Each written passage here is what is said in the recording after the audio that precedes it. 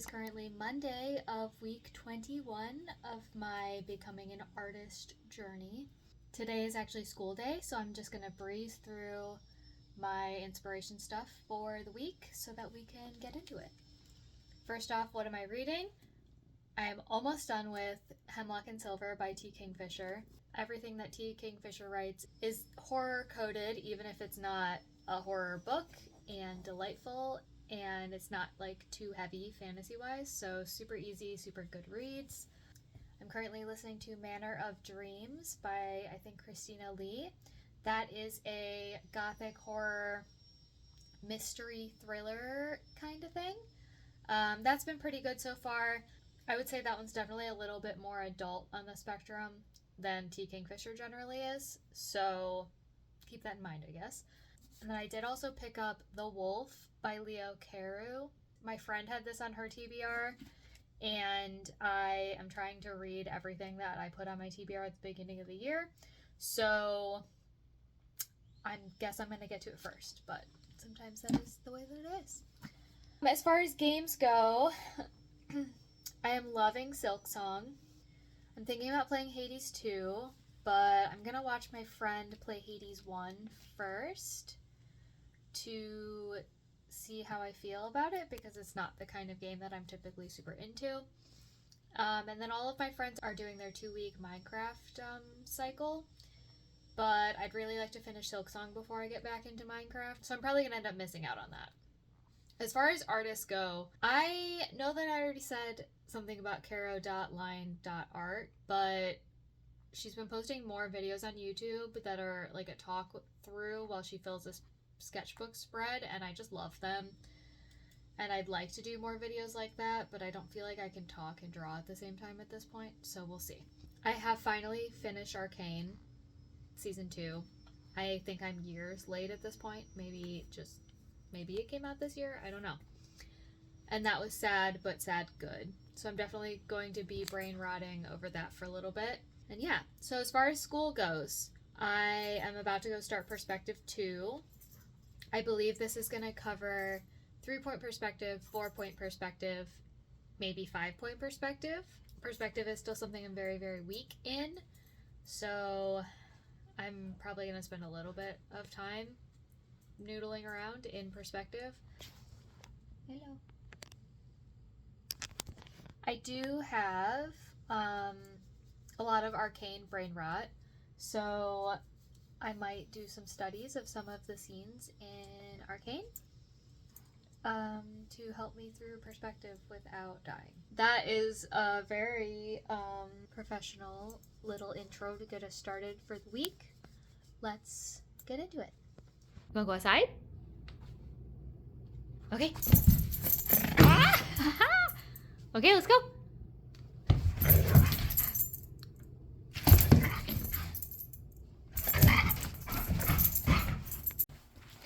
Okay, so I thought that the talking bit with the book update was going to be the last talking bit, and we're doing everything handheld this video apparently, but I have been thinking a little bit.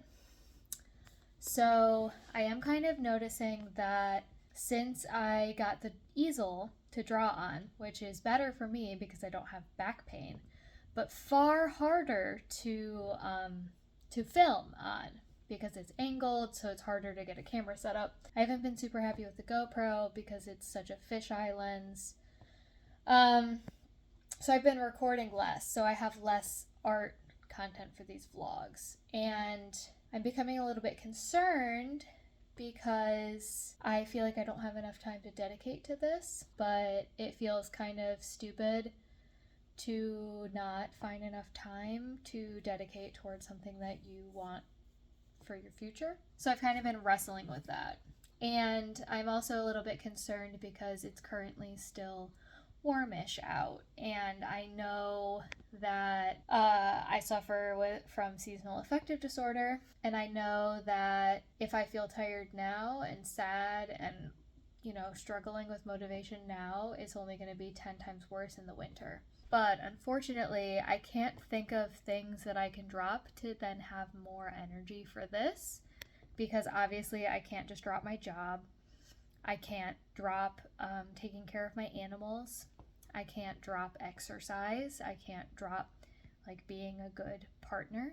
And I could feasibly drop my D&D campaign, but we are about halfway through this campaign, and then when we finish this campaign, someone else is going to DM for a while. So it feels kind of dumb to drop this when we're halfway through. And then there are things I don't want to drop. Like, I don't want to drop reading. I don't want to drop playing video games because all of those things creatively inspire me. I'm just feeling a little bit nervous. I've also been trying to spend more productive time on social media, interacting with other artists, because the whole thing is like, you want a village, but you don't want to be a villager.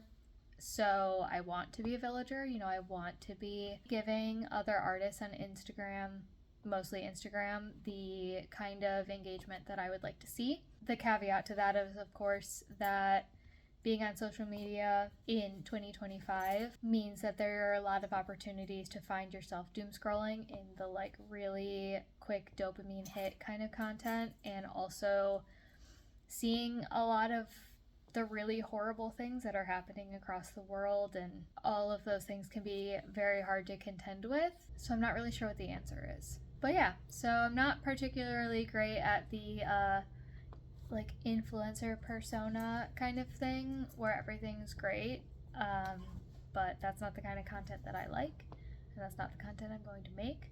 So I did want to be kind of transparent that picking up something creative as an adult in 2025 is rough and is not as fun and easy as I was hoping it was going to be, but I'm still hoping it's going to be worth it. So yeah, let's do those perspective studies. And jump into the perspective studies we did. So what I did was I downloaded a graphic of an isometric perspective grid just to practice some cubes without having to do a whole bunch of vanishing points and stuff, since they're already kind of there for you. I did a few cubes while I started listening to the lecture on 3, 4, and 5 point perspective.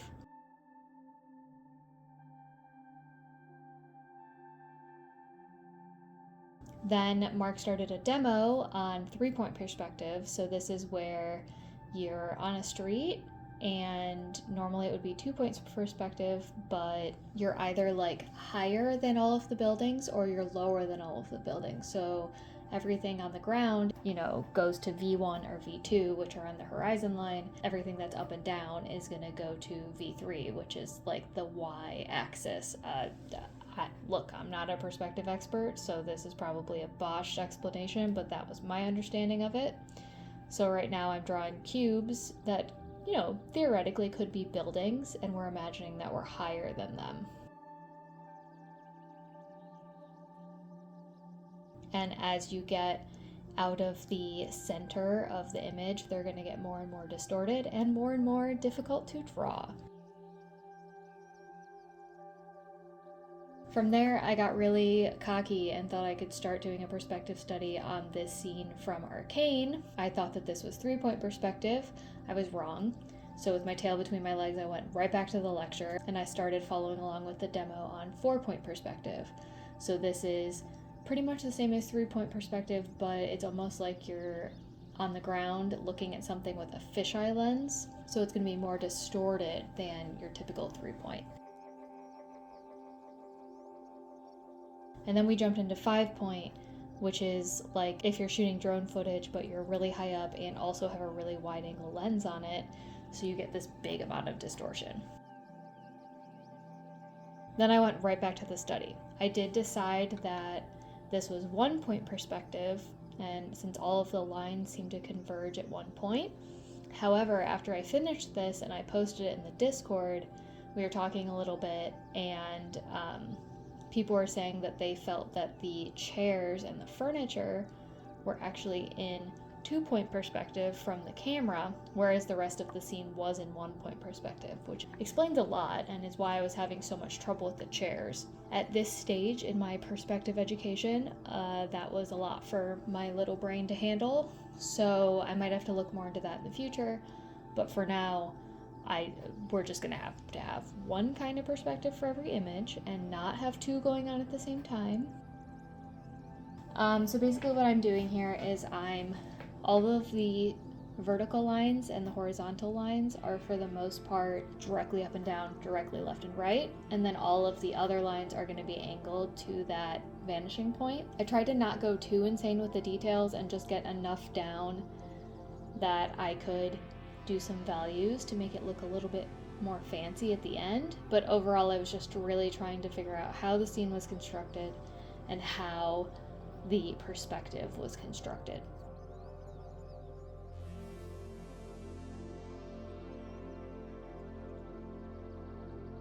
So here I'm just going to add a little bit of value to add that really nice light coming in from the window through the thick curtains, just to shine it up a little bit. But overall, the purpose of this exercise was definitely to just try to build the room, figure out the space, and study the way that this scene was constructed.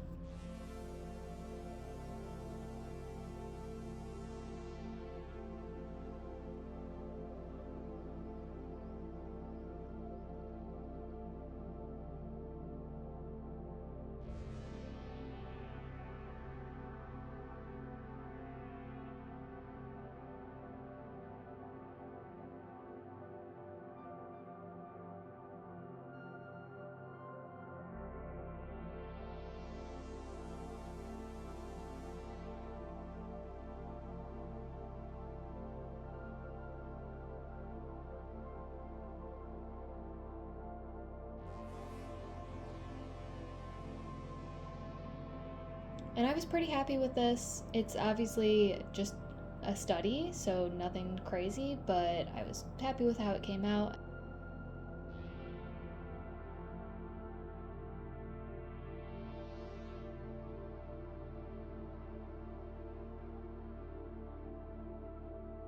Oh, and here I tried to add some value to the cubes, and I was pretty burnt at this point of working, so I would not say I did a good job, but it is still fun to start to try to build 3D shapes.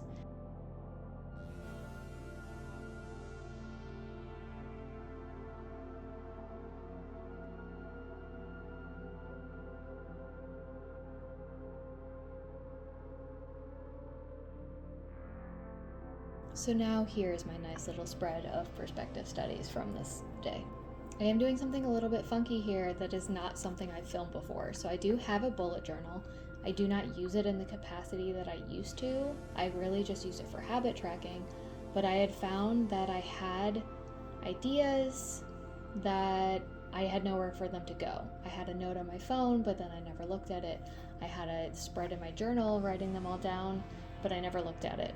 But my bullet journal sits on my desk since I track habits every day, so I made this little spread just really quickly on lunch at work, just so that I could have another place to put ideas and see if I look at it a little bit more often than I had previously.